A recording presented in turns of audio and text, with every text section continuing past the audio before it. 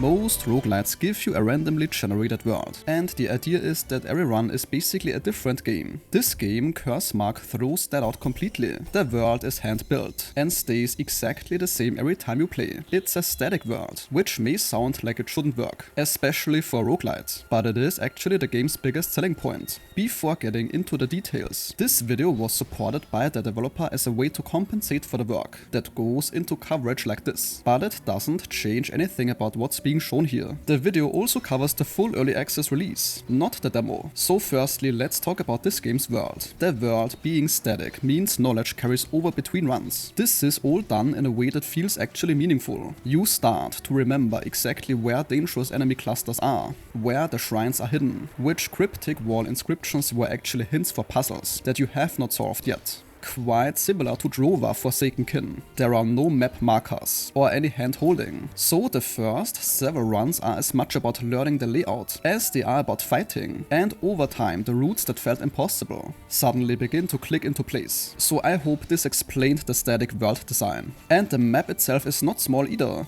even in early access. The game has multiple distinct regions, which I don't want to spoil to be honest, but rest assured they're all visually and tonally different. Even after hours of playtime, there are still locked doors, unreached locations, and named areas on the map that never got visited. The game's replayability also doesn't come purely from learning the map. The shop rotates its selection every run, so the items and talismans available to you are different each time. Your class choice of course shifts the entire playstyle. The runes you find and can afford to slot vary. And crucially, the map itself gradually opens up through meta progression. For example, the corruption nodes you clear, shortcuts you unlock. And then there are also the shrines you upgrade. So a door that was sealed 5 runs ago might now be accessible. This also means that your route through the world actually evolves over time. Even though the layout does stay the same, it does end up feeling a bit like Hades in that sense, where the setting is consistent, but the run-to-run variation comes from builds and what you find. The combat is pretty damn good in this. It is built around runes, which are modifiers you slot into your abilities. You have melee attacks, a spell, a ward, which is a limited defensive skill with charges, and an ultimate. And the runes go into any of them to change what they do. To give a few examples, your sword can leave trails of ice or fire. Your fireball, if spec'd right, can start triggering falling meteors on top of its regular hit. Your ward can blind enemies when they attack, so they cannot follow up properly. And stacking these red combinations together produces widely different playstyles. After beating the first boss, you also unlock a fusion system that lets you essentially merge 2 runes into a single slot. Once you understand what that actually means for building your character, it is genuinely one of those wait you can do that moments. Your class choice at the start of each run shapes everything as well. Draconic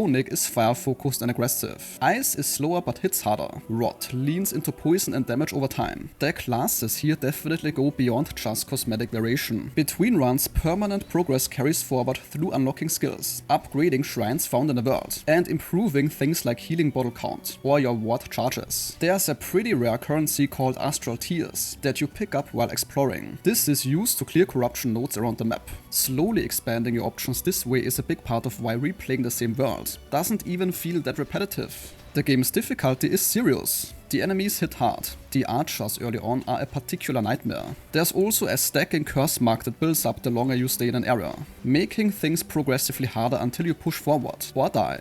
Death resets the curse mark, but permanent upgrades stay. Visually, I think we can agree the game looks great. Very detailed pixel art with some genuinely atmospheric areas. The combat effects are very satisfying too. With all that being said, the game does ask a lot of patience from you, with pretty much no guidance and a map full of locked doors. It can take several runs before things start feel less confusing, and some enemies feel like they're not balanced, particularly in later eras. They can feel like they hit significantly harder than anything the earlier zones prepared you for. Again, this might be early access balancing. The rune slot count also feels a bit tight before you unlock fusion, so there's this kind of stretch in the middle where you're sitting on interesting options, but you can't quite fit this yet. If you like Souls-like games, exploratory roguelites, or the feeling of slowly cracking a puzzle over many runs, and are a sucker for gorgeous pixel art and satisfying combat, then this is probably right up your alley. The game does genuinely reward patience and curiosity. And this sentence concludes today's video. If your time was respected, a like or comment is very much appreciated.